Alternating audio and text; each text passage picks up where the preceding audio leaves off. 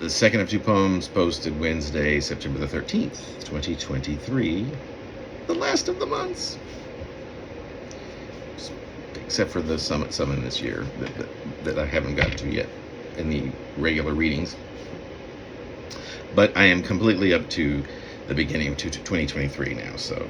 And very soon I'll be caught up to Myself Now, which is October the 19th, 2023. So these were written just a little over a month ago, the one I'm reading now.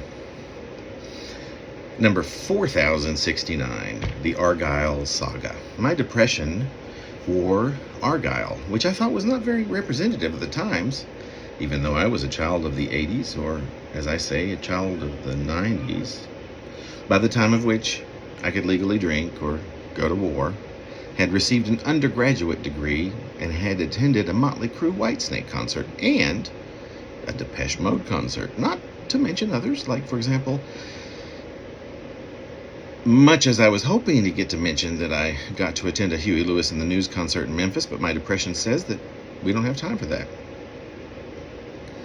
I found that at these concerts, as well as others, my depression would dissipate, if not disappear, for the entirety of each and every show. However, both before concerts and directly after them, depression would show up again, often bigger and badder than ever. I never saw 9 Inch Nails in concert, and Trent Reznor was basically my hero.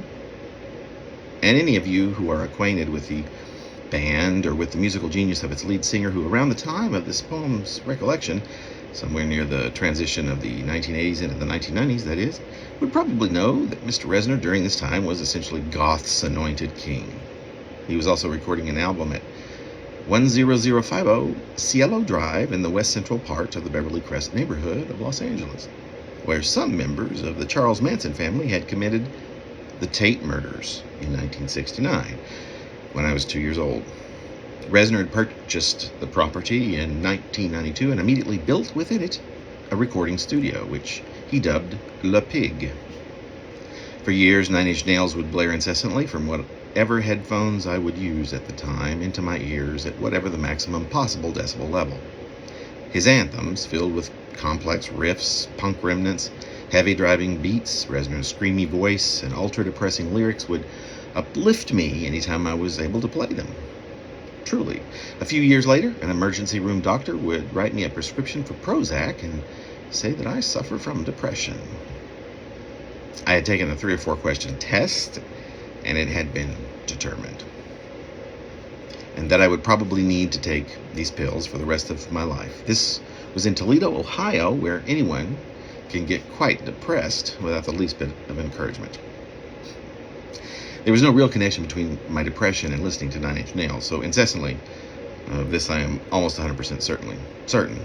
I had been crying for some time previous to that prescription being written in a very long hallway within a massive apartment where I now lived by myself in the old West End, which was a somewhat newly gentrified area near downtown Toledo.